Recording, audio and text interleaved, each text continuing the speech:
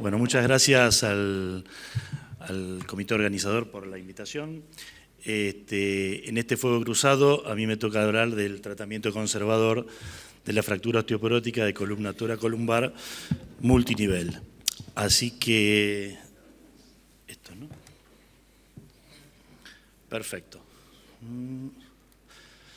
Bueno, en principio vamos a hablar de los conceptos centrales de esta charla que tiene que ver, en primer caso, que la fractura vertebral es una complicación y no es la enfermedad. La fractura vertebral o la cirugía de columna, en sus diferentes variables clínicas, tanto el dolor, deformidad o el déficit, es cuando va a ser necesario este tipo de intervención. Y la cirugía de columna no trata la enfermedad.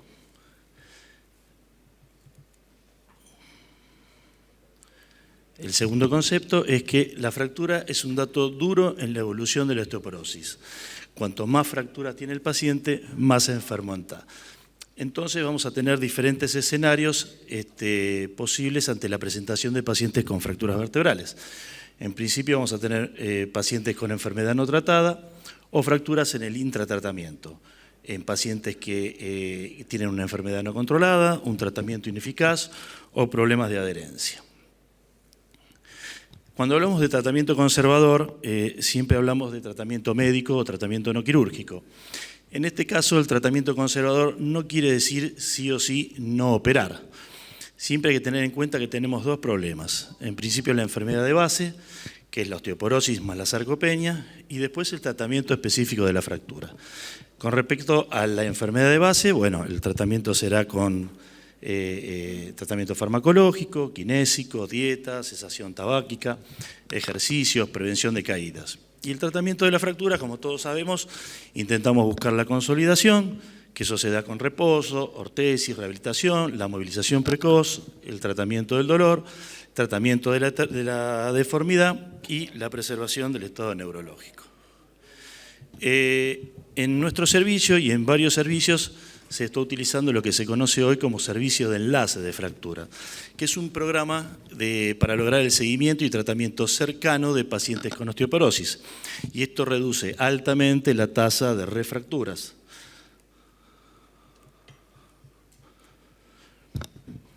Me fui para arriba.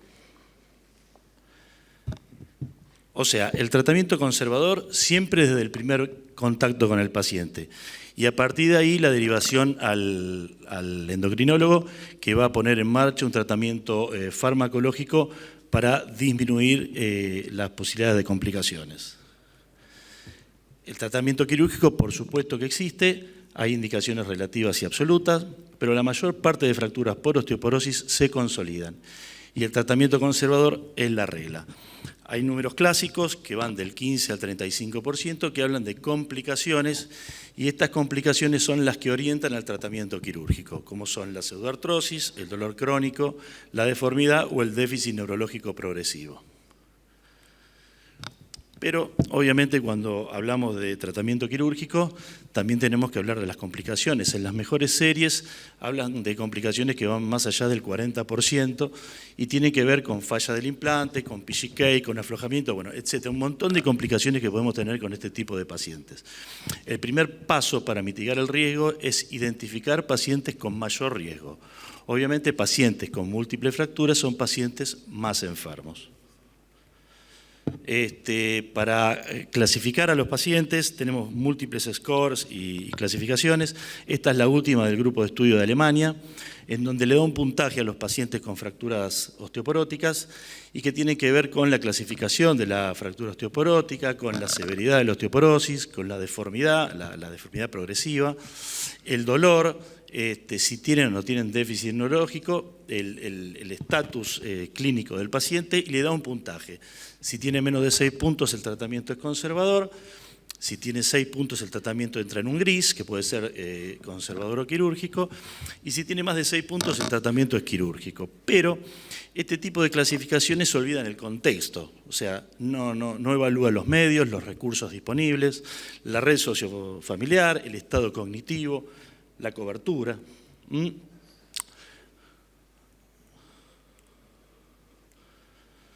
Por eso, a modo de ejemplo, les traigo un caso extremo, una paciente de 75 años con un déficit neurológico progresivo, o sea, tenía una indicación absoluta de tratamiento quirúrgico, tenía una pseudoartrosis T11, T12, una cifosis angular dolorosa y una paraparesia progresiva. Se hizo un abordaje lateral para una vertebrectomía y colocación de una celda, un abordaje clásico posterior, y en el inicio hubo una muy buena evolución, pero el contexto sociofamiliar era muy complejo de esta paciente, requirió un tercer nivel de internación, en donde no había kinesiólogo, no había gente que la rehabilitara. Al poco tiempo reingresa con una TBP, hizo un TEP y evitó. Por supuesto que son casos extremos. Estoy yendo para el otro lado, ¿no? Pero a lo que voy con esta charla es que siempre a los pacientes hay que intentar de darles una oportunidad terapéutica. Y aquí hablamos de optimizar la salud ósea siempre que sea posible. Esta imagen explica lo que quiero que se lleven de esta charla. Es pacientes con fracturas vertebrales, osteoporóticas. Lo ideal es tratar al paciente en forma quirúrgica, si uno está pensando, cuando habemos llegado a la orilla del río y no tratarlo en el medio del río. Para ir terminando, la optimización de la salud ósea es una intervención preoperatoria, que puede ser definitiva también, destinada a reducir la probabilidad de complicaciones posoperatorias. Sepamos que entre nosotros, solo un 20% de nosotros evalúa la calidad ósea antes de una cirugía de revisión y la oportunidad quirúrgica es aún controversial después de 3 a 6 meses de tratamiento. Acá un ejemplo, pues, por lo que les vengo diciendo, esta es una paciente de 72 años, femenina, múltiples fracturas por osteoporosis, tuvo una cirugía con un fracaso de la artrodesis con el retiro del mismo, hizo una cifosis angular severa y comenzó un tratamiento de cuidado del hueso, ¿no? Un tratamiento para la osteoporosis. Se presentó a los 6 meses con esta movilidad casi asintomática y ella definió no operarse, con lo cual estuvimos totalmente de acuerdo. Entonces, mensajes para llevar a casa. La cirugía de columna no trata la enfermedad, el tratamiento conservador siempre y cirugía según indicación y oportunidad. El tratamiento médico desde el primer contacto. Optimizar la salud ósea es una estrategia para minimizar las complicaciones, como les dije recién, cruzar el río siempre que se pueda. Y el contexto local y regional debe completar a todas las clasificaciones de moda. Muchas gracias. Muchas gracias, Gabriel. El siguiente speaker sobre aumentación vertebral, el doctor Gabriel Rosito.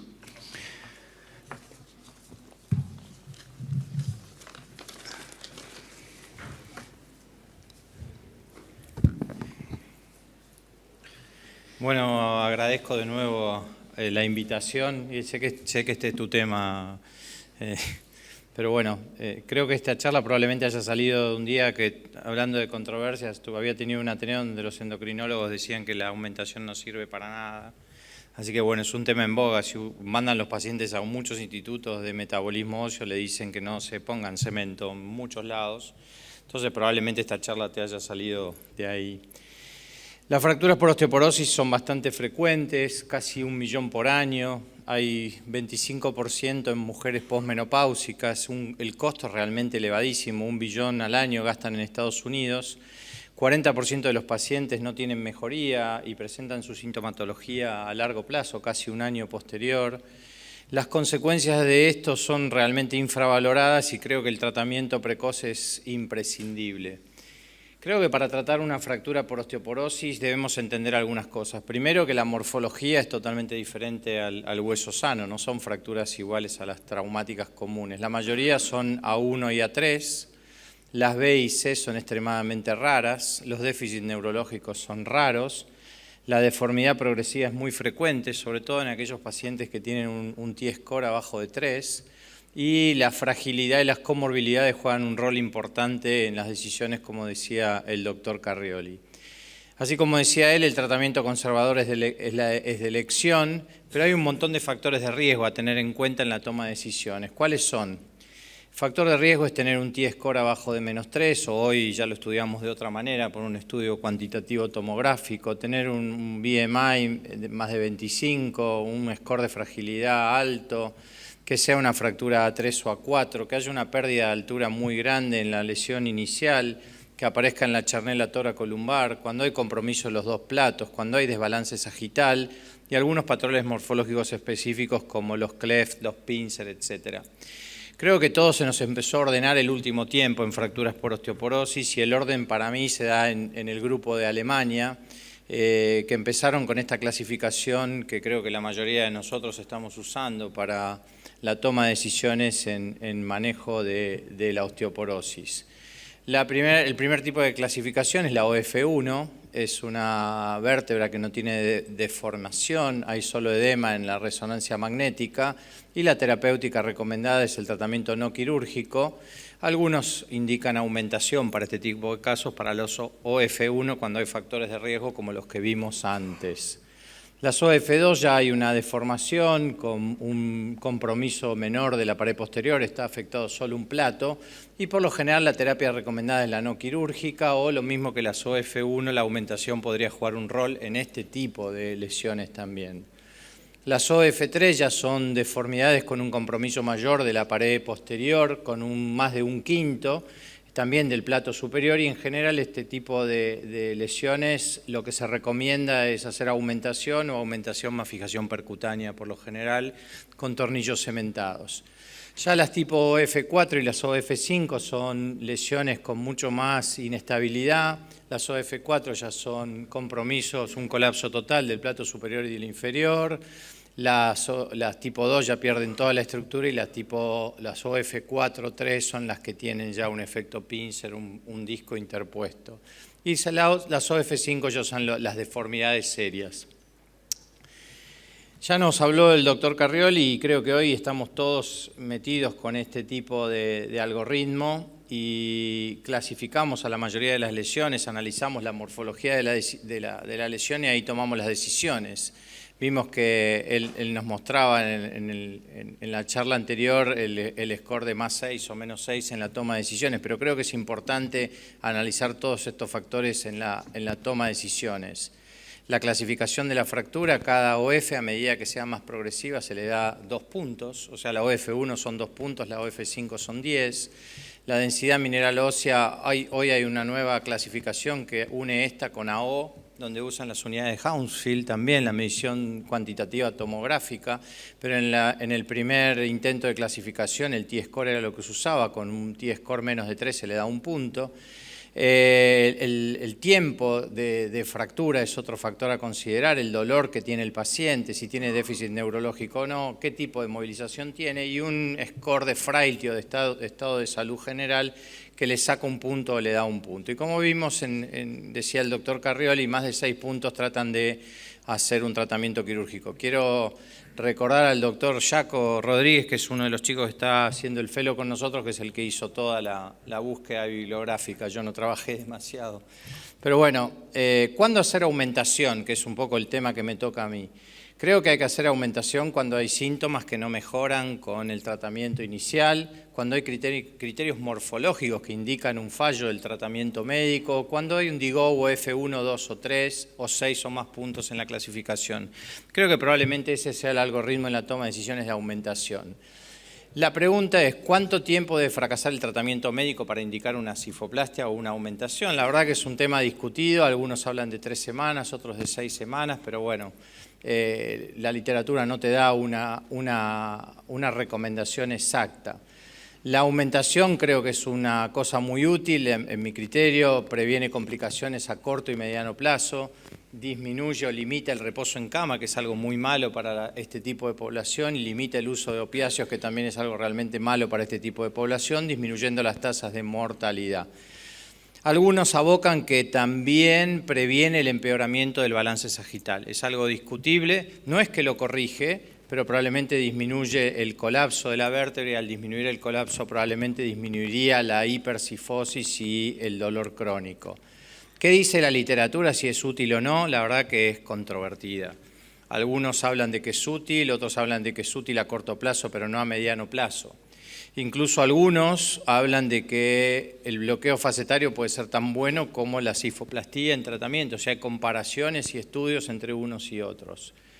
Mucho de lo que hablan los endocrinólogos es ¿para qué la vas a cementar si se va a fracturar de nuevo en otro nivel? Eso es un poco la excusa que le dan a los pacientes. Y en todos los casos, como decía el doctor Carrioli antes, hay que comenzar el tratamiento antiosteoporótico.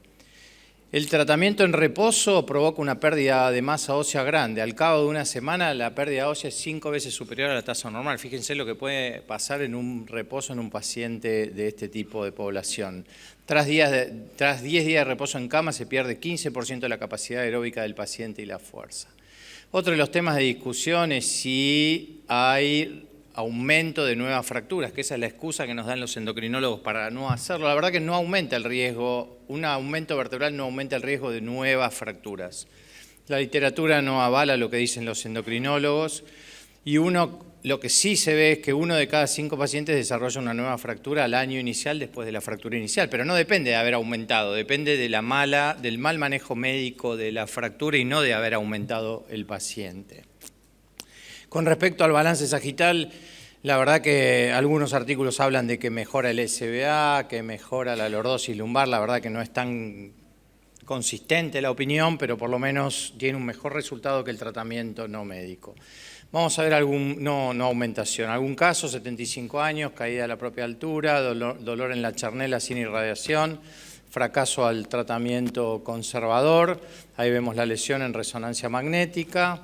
Ahí vemos el estudio de la lesión. Probablemente este es el caso donde uno puede intentar una cifoplastia o una cifoplastia más una aumentación con percutáneos cementados. Fracaso al tratamiento médico. Ahí vemos la lesión, era una morfología, una OF3, ya sumamos 6 puntos. Un score de menos de 3, ya sumamos puntos. Tiene dolor, que no mejoró con el tratamiento médico. Es aguda, es deambulante, tiene comorbilidades y no tiene neurología. Todo da mucho más que 6 puntos. Así que en ese caso planificamos la intervención y le hicimos una aumentación por una cifoplastía bipedicular. La otra discusión es cuánto hay que inyectar. Eso es otra discusión, si tiene sentido o no, el volumen o no. La mayoría de la literatura dice que hay que tratar de poner el mayor volumen posible sin que sea peligroso en generar una fuga. Probablemente ese sea el concepto de cuánto hay que poner. 86 años, caída a la propia altura, dolor torácico sin déficit, refractario al tratamiento médico, una lesión, como vemos ahí, OF3 también, que se le realizó una cifoplastía. Algún caso más grave, caída en la vía pública, fractura L2, pero este paciente ya se consultaba por una radiculopatía severa no deficitario. Ahí vemos la presencia de un fragmento intracanal del lado izquierdo con radiculopatía severa. En ese caso decidimos hacer una fijación percutánea, una descompresión por mini invasión y un relleno del resto de la vértebra. Tenía una morfología OF3, un score de menos de 3, comorbilidades, deambulante, aguda, radiculopatía severa, así que fue el tratamiento realizado. Conclusiones de lo que charlamos, el tratamiento de elección es el no quirúrgico, por supuesto. Creo que es muy importante clasificar y evaluar la morfología según la escuela alemana. Es importante analizar el score para definir el tratamiento. Si vamos a elegir tratamiento quirúrgico invasivo, mínima invasión. Tratar de evitar cirugía abierta. Son totalmente diferentes a las fracturas de hueso sano. La mayoría son A1 y A3 o F1, F2, F3. Son raras las lesiones de tipo B y C. Es raro el compromiso neurológico. Los pacientes es una población con alta fragilidad y con comorbilidades. Son lesiones que tienen tendencia a la cifotización. Creo que la cifoplastía es mejor en lograr alivio del dolor, previene complicaciones porque saca al paciente de la cama. Es difícil ponerle un brace a este tipo de pacientes, más en fracturas dorsales. Disminuye las tasas de mortalidad. Hay una prevención del empeoramiento del balance sagital. La literatura es totalmente discutible. La discusión de mayor incidencia de fracturas, la verdad que no es tan así demostrada en la literatura. Y en todos los casos comenzar rápido con tratamiento antiosteoporótico. Así que un poco ese es el resumen de lo que es aumentación. Así que bueno, gracias por la invitación. Muchas gracias, Gaby. Podés quedarte para preguntas y después en un ratito terminamos con la última de los fuegos cruzados. Doctor Marcelo Montaño. El doctor Marcelo Montaño nos hablará sobre el tratamiento quirúrgico en paciente osteoporótico en columna lumbar multinivel fracturada, tratamiento quirúrgico con vía MIS. Bueno, muchísimas gracias por la invitación y felicitarlos por este lindo evento. Sí, espero estar a la altura de mis predecesores. Me toca hablar sobre tratamiento quirúrgico en fracturas osteoporóticas multinivel. Hago mención a este estudio que comparó 134 pacientes, comparándolos con tratamiento conservador, cifoplastía y descompresión más instrumentación. Menciono el artículo porque este flujograma nos es muy útil en nuestra práctica diaria al dividir principalmente a los pacientes que tienen déficit neurológico de los que no tienen déficit neurológico. Y sobre el déficit neurológico, este estudio multicéntrico japonés operaron a más de 230 pacientes con déficit neurológico progresivo, ¿sí? Las conclusiones son enfáticas, mejorando un desenvolvimiento mejor de los pacientes que fueron intervenidos quirúrgicamente. Este otro análisis es un estudio en un solo centro, tiene como fortaleza que se trató de un estudio prospectivo, tipo cohorte, donde compararon pacientes operados con fracturas. Un gran número de pacientes, 470 pacientes fueron seleccionados para dividirlos en un tratamiento conservador y quirúrgico, donde se les realizó vertebroplastía o cifoplastía. Son enfáticos en la superioridad en cuanto a los resultados con respecto a los scores de VAS, ODI y parámetros radiográficos con respecto a la altura vertebral en la parte anterior y media. ¿Sí? Destaco este artículo porque de los 537 pacientes excluyeron 4 pacientes que presentaron déficit neurológico y los cuales requirieron descompresión y estabilización quirúrgica. Esto nos muestra la baja incidencia de la lesión neurológica en este grupo de pacientes, lo cual nos obliga a hacer un diagnóstico temprano y buscar una ventana terapéutica óptima. Les presento a esta paciente femenina con una fractura T12 OF4 que fue tratada mediante instrumentación percutánea y cifoplastía. La paciente presentaba como comorbilidades, obesidad y una evolución de 3 meses, pero en la última semana presentó un deterioro neurológico, un dolor incapacitante que le impedía la bipedestación con parestesias en ambos miembros inferiores. Este es otro paciente masculino, traumatismo de baja energía, como comorbilidades, portador de marcapasos y anticoagulado, tiene 5 días de evolución, está internado por un cuadro neurológico, un déficit neurológico leve, con paraparesia a la bipedestación. El estudio tomográfico lo clasificamos con un F4, tiene una gran retropulsión del muro posterior. En la imagen axial vemos el desplazamiento del muro posterior hacia el canal. Hicimos las mediciones de las unidades Homefield, tiene 75, 70. Este es el nuevo sistema que se está actualizando para tratar de clasificar y enmarcar este tipo de fracturas. Como les decía, tiene un OF4 y añadido a los modificadores tendría más de 6, lo cual indicaría la necesidad de una resolución quirúrgica. Procedimos a realizar una instrumentación percutánea, realizando cifoplastía del foco de fractura, más instrumentación percutánea de T11 y L1 asociado a una descompresión que realizamos una hemilaminectomía bilateral ampliando hacia las facetas tipo osteotomía facetaria, ¿sí? Nosotros preservamos el componente posterior como la banda de tensión, no haciendo una osteotomía de la apófisis espinosa. La evolución posoperatoria del paciente fue favorable.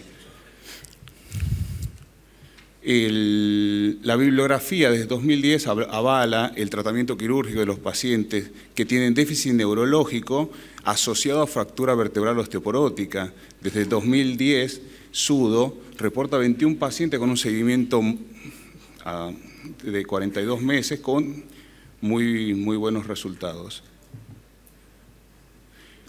Este estudio es una revisión sistemática de 29 publicaciones en las cuales recolectaron 296 pacientes, ¿sí?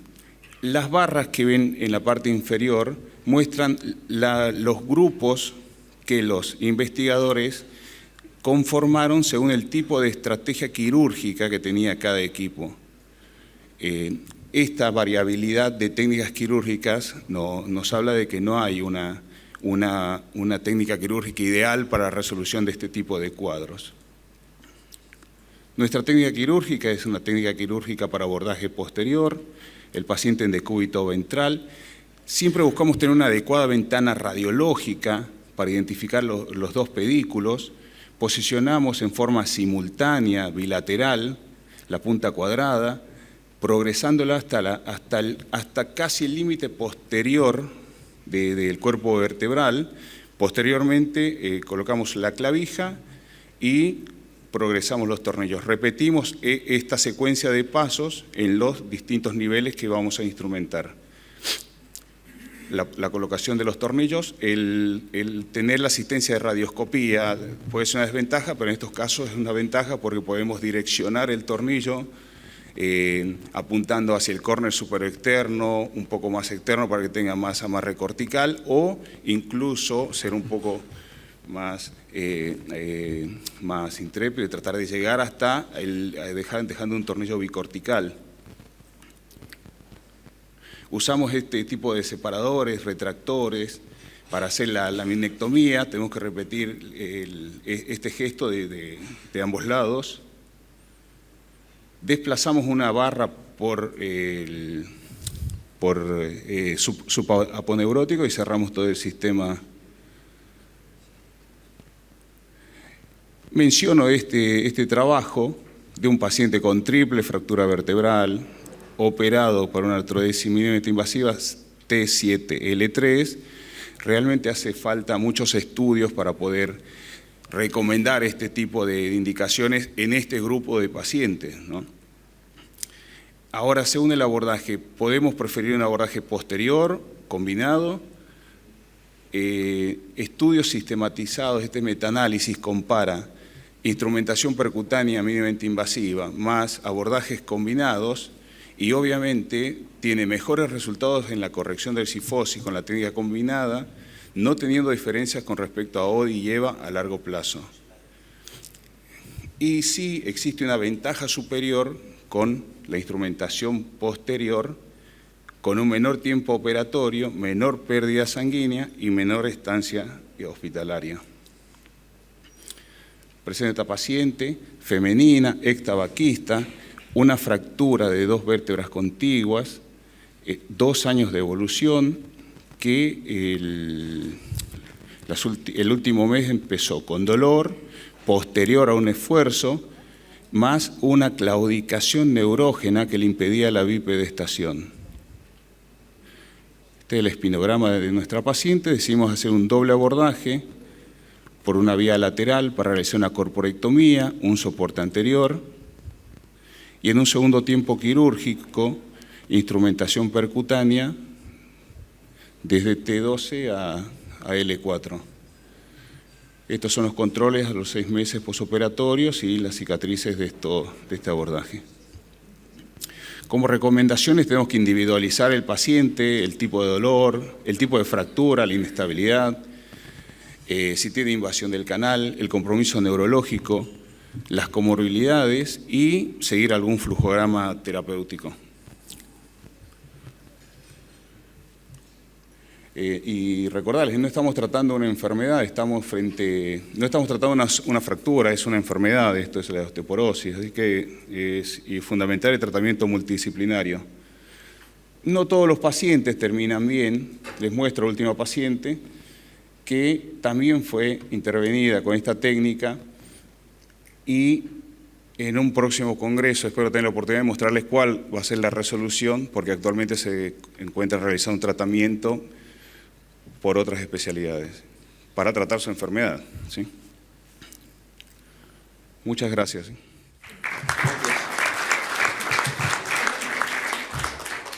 Bueno, ¿alguna pregunta para los expositores? ¿No? Entonces... Yo dale. tengo una pregunta para Gaby. ¿Está por ahí? Sí, no, está todavía. Gaby, me pareció muy interesante la charla con la recopilación bibliográfica, fantástica. En cuanto a... ¿Ustedes encontraron algo relacionado con la necrosis isquémica y la posición de la reacción exotérmica de cemento en el interior del trabeculado vertebral y la causa por la cual los endocrinólogos no quieren saber nada con ese método? No busqué específicamente eso, pero tampoco creo que esa sea la causa por la cual ellos no... ¿Y por qué crees que ellos no...? Porque hay literatura que te dice que a mediano plazo o largo plazo la cifoplastía es igual que no ponerla, y porque creen que va a haber fracturas asociadas, que vos le haces un cemento y va a tener una fractura por rigidez del segmento y va a ser una nueva fractura. Mels recomienda tratar de evitar la fuga de cemento en el espacio discal. Eso sí genera un 70% de incremento de la fractura contigua. Pero cuando no hay migración de cemento en el espacio discal, no parecería que sea la causa. ¿Será quizás a lo mejor que estamos tratando mal desde el punto de vista médico, multidisciplinario? Sin duda, creo que el tema es el tratamiento médico, mucho más de lo que uno haga. Incluso ya cuando tenés una fractura por osteoporosis hay que comenzar ya el tratamiento médico, urgente. Doctor Nelmiski. Perdón, doctor Ramírez. Sí, yo un poco con el tema ese controvertido entre la opinión de los endocrinólogos y nosotros, pero creo que me parece que en estas situaciones, por el tipo de respuesta que tienen los pacientes, que es la ausencia prácticamente total del dolor al despertarse, justifica el tratamiento. Esa es mi forma de parecer por toda la experiencia que hemos tenido con este tipo de pacientes absolutamente agradecidos. No sé si a ustedes les ha pasado lo mismo. Una respuesta a eso, hay artículos que te dicen que inicialmente se ve lo que vos decís, pero a mediano plazo no es así, que es en la misma respuesta que el placebo. Eso es un poco en lo que se avalan ellos, pero hay literatura concluyente que creo que disminuir el reposo, el no usar el corset, el mejorar el balance sagital, creo que son... Y entender que las nuevas fracturas no son por la aumentación, sino por la mala calidad del hueso. Creo que son excusas suficientes como para poder hacerlo. Sergio. Sí, totalmente de acuerdo con Gabriel. La aumentación no aumenta el riesgo de fracturas. Lo que creo que pasa es que produce un alivio instantáneo. El paciente empieza su vida totalmente normal y todas las vértebras están con insuficiencia. Por eso se vuelven a fracturar alguna otra. Ahora ya tenemos otra pregunta. No, yo quería hacer un comentario. Evidentemente esto sigue siendo controvertido, pero yo creo que en general la fractura osteoporótica, que es una complicación de la enfermedad, como se dijo acá, se da frecuentemente en una población de pacientes muy añosos y que tienen comorbilidades, que lo que es raro que se acompañen o muy poco frecuente, de déficits neurológicos, y sí lo que lo discapacita al paciente es el dolor. Sí, es cierto que vemos resultados espectaculares en forma inmediata, que si después puede aparecer algo de dolor, pero nosotros tenemos la verdad que una incidencia bastante alta de este tipo de pacientes, o sea, los tratamos cotidianamente, y tenemos la suerte que trabajamos con endocrinólogos que digamos no nos combaten, sino que a veces hasta nos derivan los pacientes. Los seguimos, estamos haciendo un seguimiento de los pacientes porque lo podemos hacer en una gran mayoría de ellos. Yo creo que es un método que, por supuesto, estoy de acuerdo con está claro, la bibliografía lo apoya, la presentación de Gabriel, pero yo creo que es un método muy válido en la población de estos pacientes para sacarlos de la cama, mejorar la calidad de vida y que puedan seguir con el tratamiento de su enfermedad de base con este tipo de soluciones. Adelante. Quería preguntarle a los expositores cuáles son los criterios que toman para hacer una fijación corta o una fijación larga.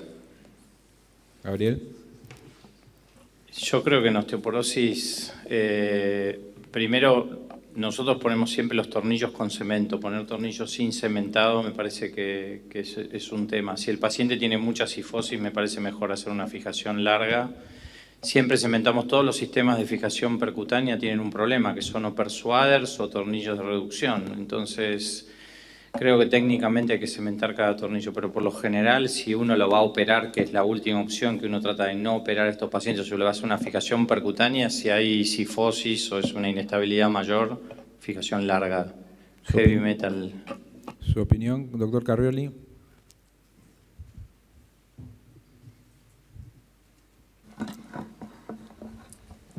Totalmente de acuerdo con la opinión del doctor Rosito. La longitud de la artrodesis dependerá de los niveles. Siempre la fijación va con cemento.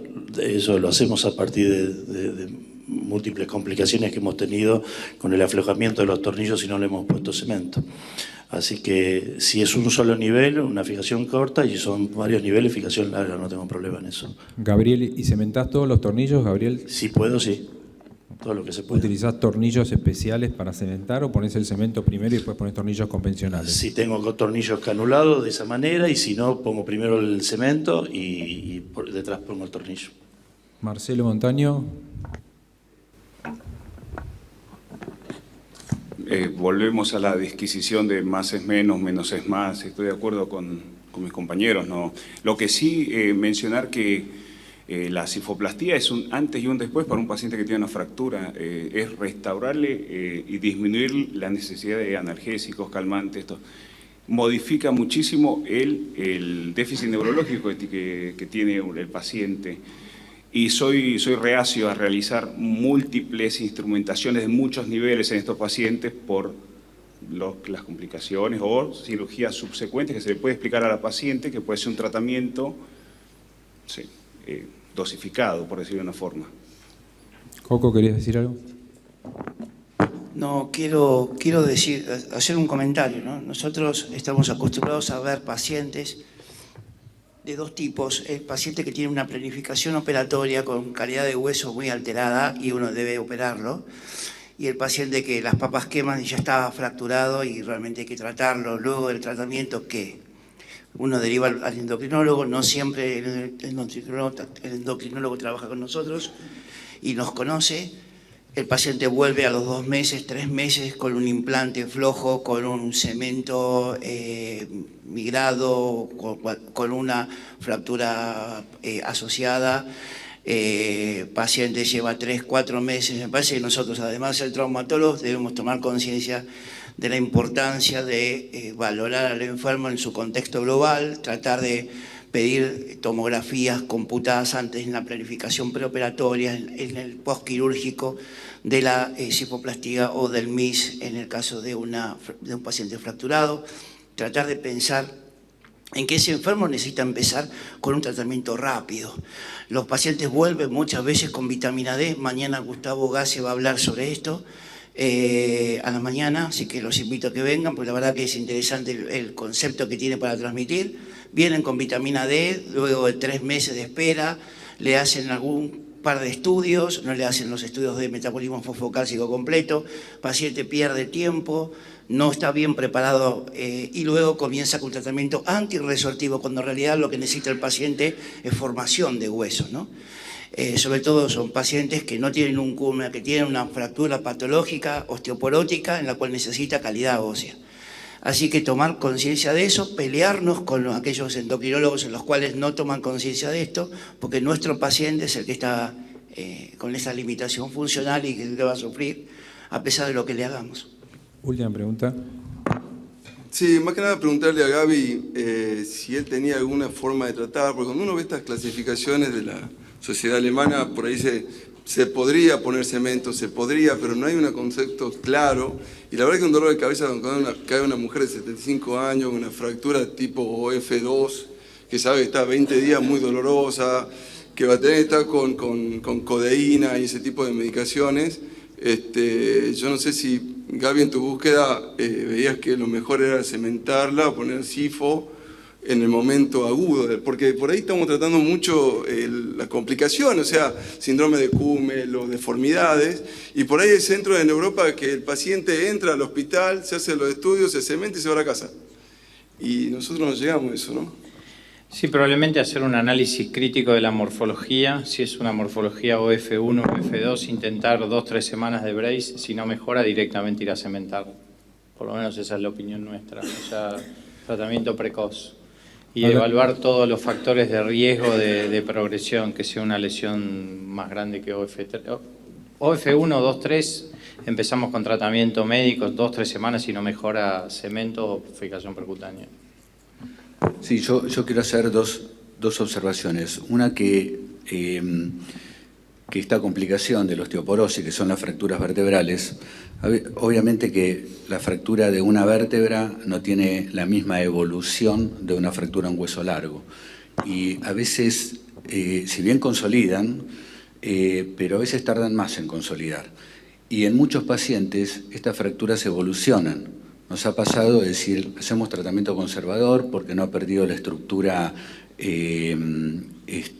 anatómica, si en el STIR vemos que hay una fractura, y cuando viene a los 15 días o a las 3 semanas hay un aplastamiento, una fractura vertebral por compresión, y a veces nos vienen con fracturas, digamos, ya directamente mucho más severas de pérdida de la altura. Entonces hay que observar muy bien al paciente, y yo no sé si uno no tiene que considerar un tratamiento precoz, porque la cifoplastía o la vertebroplastía, en ese caso, que mantenga su estructura anatómica, es un procedimiento rápido que se hace con sedación, anestesia local, y que al rato se va a la casa.